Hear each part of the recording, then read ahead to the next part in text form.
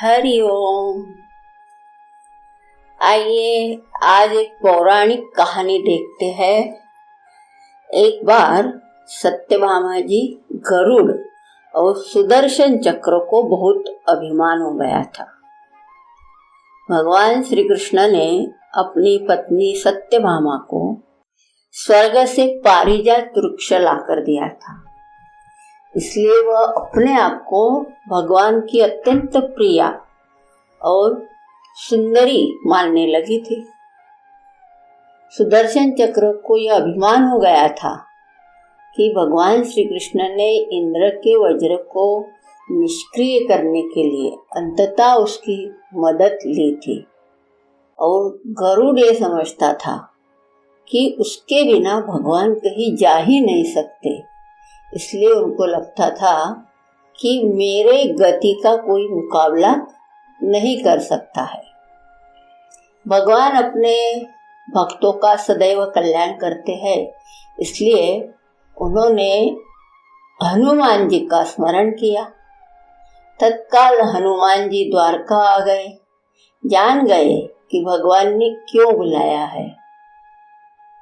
श्री कृष्ण और राम जी दोनों एक ही हैं, वह ये जानते थे, इसलिए सीधे राज दरबार नहीं गए और कुछ लीला करने के लिए बगीचे में चले गए। वृक्षों पर लगे फल तोड़ने लगे, कुछ खाए, कुछ फेंक दिए, कुछ वृक्षों को तोड़ा, कुछ को उखाड़ के फेंका। फल तोड़ना और फेंक देना हनुमान जी का मकसद नहीं था, वह तो भगवान की आज्ञा से लीला कर रहे थे। बात भगवान तक पहुंची।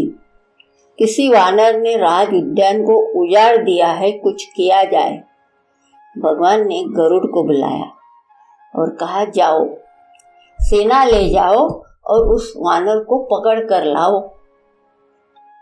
गरुड़ ने कहा, प्रभु एक मामूली वानर को पकड़ने के लिए सेना की क्या जरूरत है, मैं अकेला ही उसे मजा चखा दूंगा।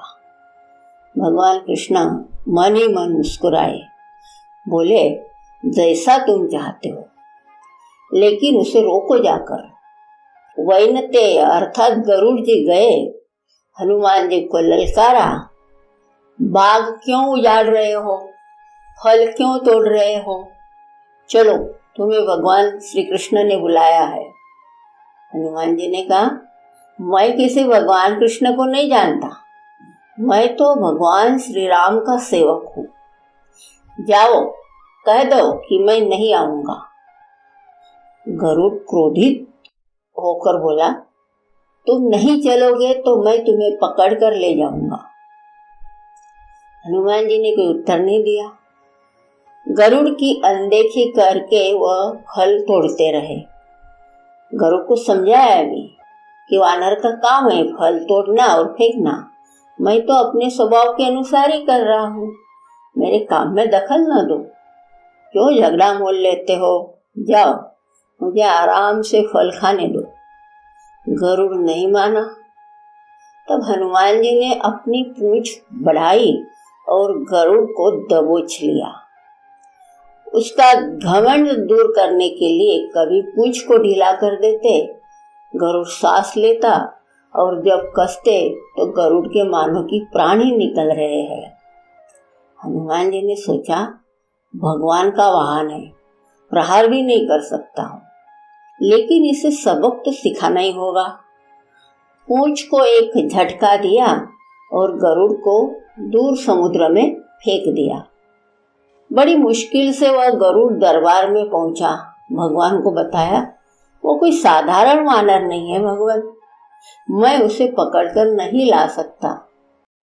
भगवान मुस्कुराए, सोचा गरुड़ का घमंड तो दूर हो गया, लेकिन अभी इसके वेग के घमंड को चूर करना है। भगवान श्री कृष्ण ने कहा, गरुड़ हनुमान जी श्री राम जी का भक्त है, इसलिए नहीं आया। यदि तुम कह देते कि भगवान श्री राम ने बुलाया तो फौरन भागे चले आते। हनुमान जी मलय पर्वत पर चले गए हैं, तुम तेजी से जाओ और उससे कहना भगवान श्री राम ने बुलाया है। तुम तेज गति से उड़ सकते हो, तुम्हारी गति बहुत ज्यादा है, तो उसको भी साथ में ही ले आना। गरुड़ वेग से मलय पर्वत की तरफ पहुंचे। हनुमान जी से क्षमा मांगी और कहा कि भगवान श्री राम ने आपको याद किया है, अभी आओ मेरे साथ, मैं तुम्हें अपनी पीठ पर बिठाकर मिनटों में द्वारका ले जाऊंगा। तुम खुद चलोगे तो देर हो जाएगी, मेरी गति बहुत तेज है, तुम मुकाबला नहीं कर सकते हो। हनुमान जी मुस्कुराए, मन ही मन भगवान की लीला समझ गए। उन्होंने कहा, तुम जाओ, मैं तुम्हारे पीछे ही आ रहा हूँ। इधर द्वारका में भगवान श्री कृष्ण ने राम रूप धारण किया और सत्यभामा को सीता बनाकर सिंहासन पर बैठ गए। सुदर्शन चक्र को आदेश दिया कि द्वार पर ही रहना, कोई बिना आज्ञा अंदर न आने पाए। भगवान श्री कृष्ण समझते थे कि श्री राम का संदेश सुनकर तो हनुमान जी एक पल भी नहीं रुक सकते हैं, अभी आते ही होंगे। गरुड़ जी को तो हनुमान जी ने विदा कर दिया और स्वयं उनसे भी तीव्र गति से उड़कर गरुड़ से पहले द्वारका पहुंच गए।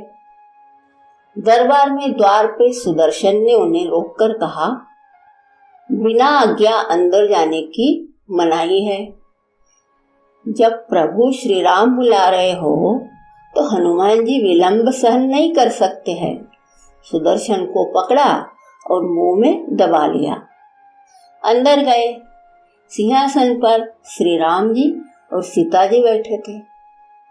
हनुमान जी समझ गए, प्रभु को प्रणाम किया और कहा, प्रभु आने में देर तो नहीं हुई?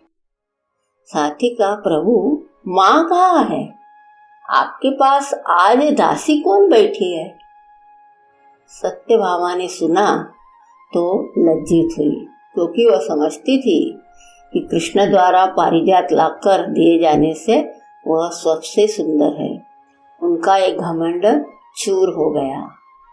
उसी समय गरुड़ तेज गति से उड़ने के कारण हाँफते हुए दरबार में पहुंचे। सांस फूल रही थी, थके हुए से लग रहे थे और हनुमान जी को दरबार में देखकर तो वो चकित हो गए। मेरी गति से भी तेज गति से हनुमान जी दरबार में पहुंच गए। लज्जा से पानी पानी हो गए। गरुड़ के बल और तेज गति से उड़ने का घमंड चूर हो गया। भगवान श्री राम ने पूछा कि हनुमान तुम अंदर कैसे आ गए, किसी ने रोका नहीं? हनुमान जी बोले, भगवान रोका था सुदर्शन ने, मैंने सोचा आपके दर्शन में विलंब होगा, इसलिए उनसे उलझा नहीं, उसे मैंने अपने मुंह में दबा लिया था। और यह कहकर हनुमान जी ने मुंह से सुदर्शन चक्र को निकालकर प्रभु के चरणों में डाल दिया। तीनों के घमंड चूर हो गए। भगवान श्री कृष्ण यही चाहते थे।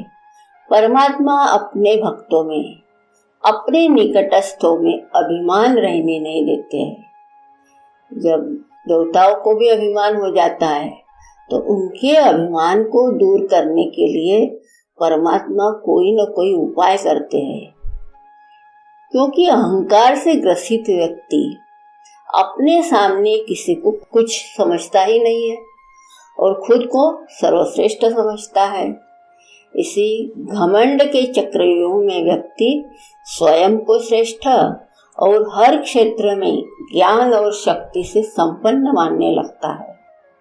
वह इस नशे में इस हद तक डूबा रहता है कि दूसरे के ज्ञान, अनुभव, सलाह तुच्छ मानने लगता है और अपने घमंड के कारण नम्रता, विवेक, चातुर्य ऐसे सब गुण उससे दूर हो जाते हैं। भगवान अपने निकट ऐसे लोगों को पास नहीं रहने देते जिसके अंदर अहंकार हो, घमंड हो। इसलिए उनके घमंड का नाश करने के लिए ऐसी लीला करते हैं कि जिससे उनका अहंकार खत्म हो जाता है और तभी वह परमात्मा के निकट रह सकते हैं। अहंकार का परिणाम सदैव बुरा ही होता है, इसलिए उसे यथा समय सचेत कर देना चाहिए। अन्यथा ऐसा अहंकारी चरित्र हो तो ये पतन की ओर ले जाता है। हरि ओम।